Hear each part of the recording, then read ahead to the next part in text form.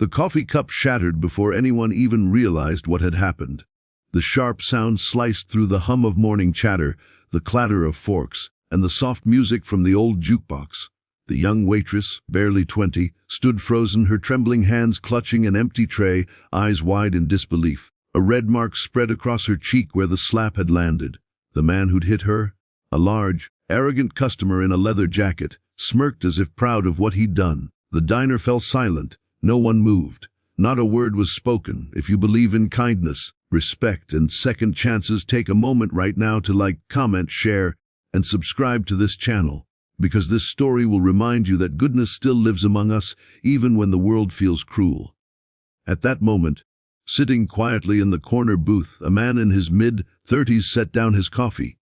He had the kind of presence that didn't need words to command attention. Broad shoulders, worn jacket, calloused hands that spoke of both hardship and discipline. His name was Jack Carter, a single father, an ex-Marine, and a man who had learned to fight not for glory, but for what was right. Across from him sat his 7-year-old daughter, Lily, her small fingers wrapped around a pancake fork, her blue eyes watching the chaos unfold in frightened silence. Jack had come to this little roadside diner after picking Lily up from school.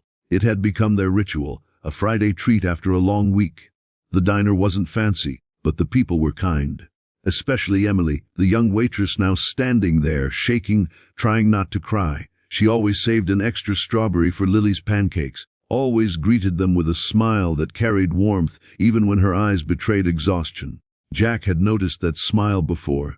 It was the kind that came from someone holding their pain just below the surface, hiding it behind politeness. The man who hit her, Ralph Henson, was a local troublemaker, a loudmouth who thought the world owed him respect. Everyone knew his type: big on attitude, small on empathy. He'd been complaining about his coffee being too cold, his bacon too crispy, his life too miserable. And when Emily apologized for the delay, trying to calm him down, he lost it. That's when his hand struck her face. The sound of it still echoed in Jack's mind. Before anyone else could react, Jack stood up slowly. The air seemed to change, growing heavy with tension. Ralph turned, sensing movement, and scoffed when he saw Jack. "What, you got something to say, old man?" he sneered. But Jack didn't speak. He simply walked toward Emily first, gently placing a napkin in her hand, his voice low but firm. "Are you okay?" She nodded, biting her lip, her eyes glistening. Then Jack turned to Ralph, and that's when everyone realized something was about to happen. Jack's face was calm, but his gaze was sharp as a blade. "You're going to apologize to her," he said quietly. Ralph laughed, taking a step closer. "And who's going to make me?" The next moment happened faster than anyone could see. Ralph reached out, trying to shove Jack's shoulder. But Jack moved like lightning, grabbing Ralph's wrist, twisting it just enough to drop him to one knee. There was no flashy violence, no unnecessary cruelty, just precision. The kind of precision that comes from training, from years of discipline and self-control. Ralph winced, his confidence evaporating as pain shot up his arm. Jack leaned close, his voice low and steady. "You don't hit people who serve you food. You don't hit people, period." When Jack released him, Ralph stumbled back, clutching his wrist, face flushed with embarrassment. The room remained dead silent. The other customers, truckers, locals, even the cook behind the counter, watched in awe. Ralph muttered something under his breath, but one sharp look from Jack sent him retreating toward the door. Before leaving, Jack called out, "Leave a tip on the table. You owe her that much." Shaking, Ralph dropped a few crumpled bills and stormed out. The door slammed behind him, and for a moment, only the sound of Emily's uneven breathing filled the room. Emily tried to apologize, whispering that she didn't want trouble, but Jack shook his head. "You didn't do anything wrong," he said gently. "No one should treat you like that." His daughter, Lily, stood beside him now, holding her father's hand, looking up at Emily with big, concerned eyes. "Are you okay, miss?" she asked softly. Emily smiled through her tears and nodded. Something about that small act of kindness, the innocent worry of a child, seemed to break whatever wall Emily had been holding up for months. The diner slowly returned to its rhythm, though the atmosphere was changed. The cook brought out a fresh plate of pancakes on the house. The other customers offered supportive words, and Emily, still shaken, found herself overwhelmed not just by fear, but by gratitude.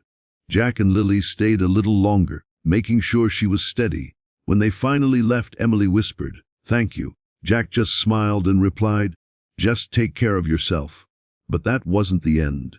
Over the following weeks, Emily's life took unexpected turns. The incident had gone viral. Someone had recorded the confrontation, and within days, people online were calling Jack a hero. Yet Jack didn't care for the attention. He'd been a soldier long enough to know that real heroes didn't look for cameras. They acted when it mattered.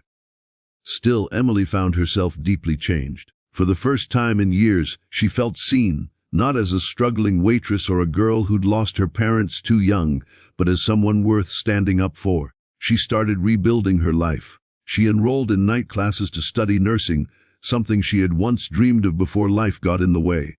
She worked double shifts, saved every dollar, and slowly began to smile again.